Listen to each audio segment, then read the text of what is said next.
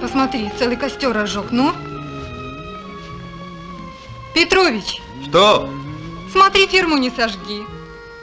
Девчата, будьте спокойны, не в первый раз.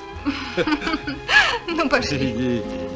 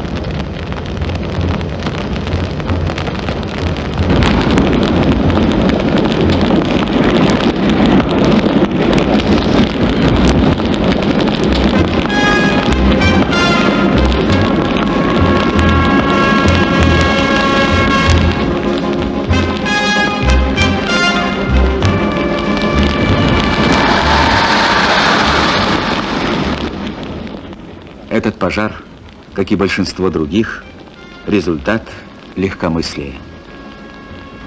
Его можно было предотвратить. Поэтому еще раз напоминаем, пока не поздно, проверьте, не дымятся ли в ваших хозяйствах костры беспечности. Пока не случилось беды.